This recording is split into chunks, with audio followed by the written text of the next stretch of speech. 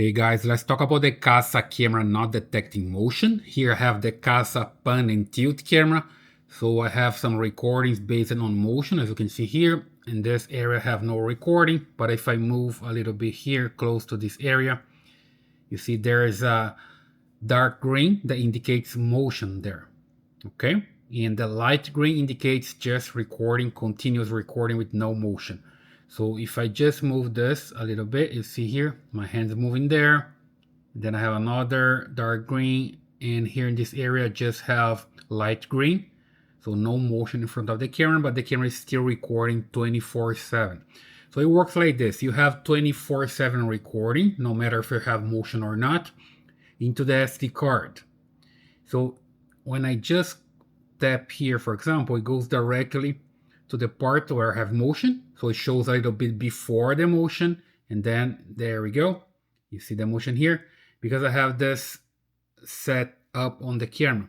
Let me just pause here and show you that I need to come here to the settings. And here I have detection and sensitivity. Okay, so you just need to come here and enable motion detection or person detection, listen for sound and detect cry, baby crying. Is up to you. In my case here, I just enable motion detection and I adjust the sensitivity here to 7. And here is the motion at least for 1 second of movement in front of the camera. So basically here, when I move my hand in front of the camera like this, I need at least 1 second of motion so the camera can detect it, right? And it starts recording. And also the activity zone here. So I have one of them. You can select 4. Basically, when you come back here, I'm leaving this detection and sensitivity settings. Okay, and I can come here to activity zones and I select one. So I can just position the camera, check here and select a new viewpoint. I just need one here because that's the way it works, but I can have 4 of them. So make sure that I have the viewpoint set and also the detection and sensitivity adjusted, and you're good to go.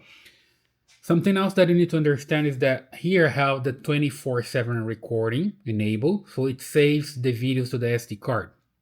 It's on, as you can see, and I can just insert my SD card and format the SD card to be able to record in the camera itself. So I'm not recording into the cloud, all right? If you want to have just the events being recorded, you need to have a subscription. It doesn't work only with the SD card. The SD card records 24/7. So if I come here and I disable the 24/7 recording, I will now have the camera recording the events.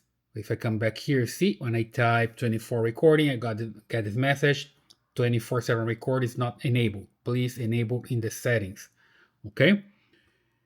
And if I have the subscription, then I can have both of them. I can record in the card at the same time that I'm recording into the cloud, and I can record only motion detection, only events. With the card, I need to record 24/7. There's no other way. I need to record 24/7.